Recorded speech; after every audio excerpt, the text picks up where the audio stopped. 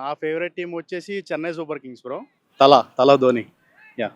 So ఇప్పుడు ఈ సీజన్‌లో ఏ టీమ్ ఐపీఎల్ ట్రోఫీ కొట్టబోతుందని మీరు అనుకుంటున్నారు? అంటే ఈ సీజన్ చూసుకుంటే మనకి లాస్ట్ ఇప్పుడు మినీ ఆక్షన్ అయింది రీసెంట్‌గా. సో, దాని త్రూ అయిన తర్వాత మాక్సిమం ఆల్ టీమ్స్ అనేది అక్యుములేషన్ అనేది మంచి స్క్వాడ్స్ అనేవి ఉన్నాయి. సో, నా ఫేవరెట్ టీమ్ గురించి మాట్లాడుకున్నట్టయితే లాస్ట్ ఫ్యూ ఇయర్స్ నుంచి అసలు పర్ఫార్మెన్స్ అనేది లేదు.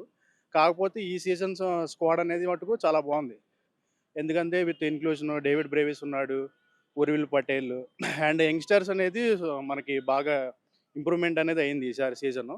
సో, సీఎస్‌కే అనేది ఈసారి నా ఫేవరెట్ సో స్క్వాడ్. సీఎస్‌కే అంటే క్రికెట్ ఫ్యాన్స్ అందరికి గుర్తొచ్చేది ఎంఎస్‌డి. Yes bro. సో ఎంఎస్‌డికి ఇది లాస్ట్ సీజన్ అని మనం వింటున్నాం. అవునవును. ఎంఎస్‌డి రిటైర్ అవుతే సీఎస్‌కే ఫ్యాన్స్ అందరూ ఎంఎస్‌డిని మిస్ అయ్యే ఛాన్స్ ఉందా? క్రికెట్ ఫ్యాన్స్ అందరూ గూడా? Sure definitely bro.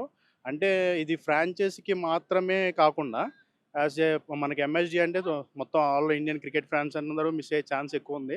ఎందుకంటే మొత్తం ఆల్ ఇంటర్నేషనల్ క్రికెట్ నుంచి మన ఫార్మాట్ అయిపోయిన తర్వాత సో, ఓన్లీ ఒక ఫ్రాంచైజీ లీగ్ ఆడుతున్నాడు కాబట్టి ధోని.